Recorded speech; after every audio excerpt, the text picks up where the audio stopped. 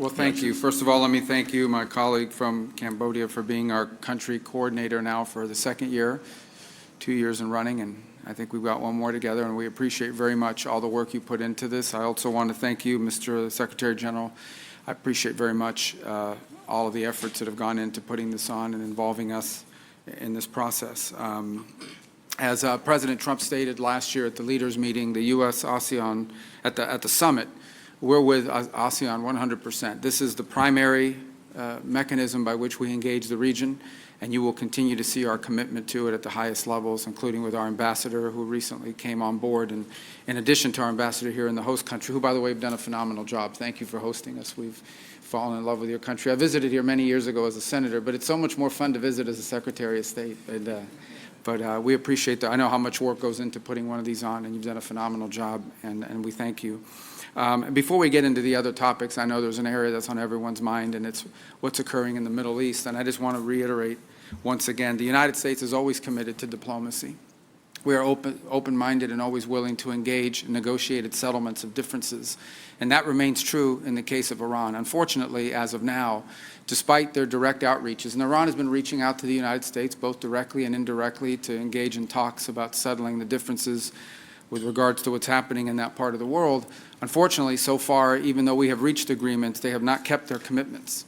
And as the President stated earlier today, I guess, today Washington time, yesterday our time here now, the problem we're having right now is that they're not serious about talks. If they're serious, we're serious. If they're not, then we will do what is necessary to protect that, our interest and also the interest of our allies.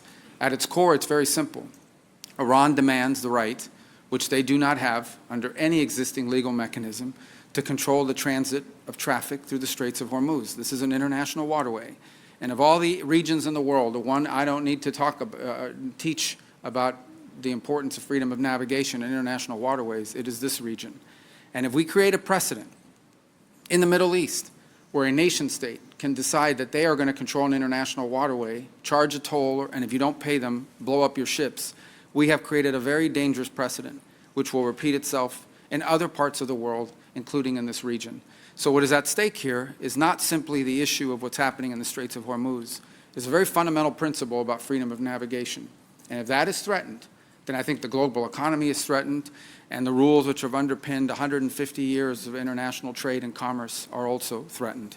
And that cannot be allowed to happen. But as I said, the United States remains open and willing to engage in positive, constructive negotiations and talks, so long as the commitments that are made are kept. And when those commitments are not kept, which is what's happened in this particular case, then there will be consequences.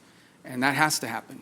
If these consequences did not exist, then today we would be living in a world where the significant percentage of the energy supply of this region and 20% of the energy supply of the world is being held hostage by a nation state, by a rogue regime who intends to appropriate that and the right of tolling and controlling that shipping to itself, a right they do not have under any definition of international laws, particularly those that govern maritime transit. Now, I want to talk briefly about our partnership here in this regard as well. I'm proud to announce that the United States commitment is being evidenced to ASEAN is being evidenced by action. The United States is now going to, as we announced last year and have been following up in the year since our last gathering, leverage all available tools in our government to strengthen these relations, and that includes on the topic of foreign assistance. As part of that effort, we're delivering $2.5 billion in U.S. government strategic investments in Southeast Asia, reinforcing our commitment to the region. And we're investing because the development of ASEAN is also in the interest of the United States. This is not charity. This is not something we're doing because we're nice people, although I believe we are nice people, but it's in our national interest. Our partnership with each of your countries in the region at large, it's in the national interest of the United States, and we will never abandon it. No matter what else is going on in the world, no matter what our bilateral relations may be with other countries, we're a powerful country that has a global reach, and so we have to have relations with powerful countries with whom we have some disagreements. But that will never come at the expense of our alliances, it will never come at the expense of our partners, and it will never come at the expense of our national interest. And our relationship with each country represented here today is in our national interest. In addition, we are also seeking to leverage other financial tools available to our government to seek new opportunities within ASEAN. The recent approval by the Development Finance Corporation to provide $1.5 billion in new strategic investments advancing aviation infrastructure, energy security, and secure supply chains is among the things we want to achieve together with all of you. As this region becomes the engine of economic growth in the 21st century, and I've said this with all due respect to other parts of the world that we also care about and are involved in, but I believe very much that the future and the story of the 21st century will be written in this region and by how events unfold here. And the security and prosperity of the United States and Southeast Asia will always depend on each other. And ASEAN, as ASEAN develops its digital economy, diversifies its sources of energy, and builds a more secure supply chain, the United States wants to provide solutions to these regional issues. We want to be among your featured and most trusted partners in each of these endeavors. We're committing to support security in the region through nearly $130 million in assistance to ASEAN countries for demining, which reflects our commitment to the safety of everyday citizens. We recognize that pragmatism underpins programs and activities in ASEAN, and we want to support a safer and more secure Southeast Asia for your peoples. We're also continuing to boost energy security in the region by supporting LNG market development, the deployment of U.S. grid technologies, and support to the ASEAN power grid, building safe, secure, and responsible civil nuclear energy programs, and investing in regional energy infrastructure, including critical mineral supply chains.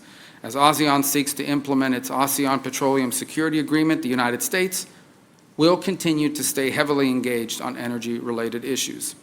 The United States, as I said earlier, and I'll repeat again, stands with ASEAN, and we're working together to strengthen our economies and our people through forward-looking collaboration that will ensure that the U.S. is your reliable and durable partner for the next 50 years and beyond. So I look forward to our discussion today on the issues that will shape our comprehensive strategic partnership for the years to come. Thank you.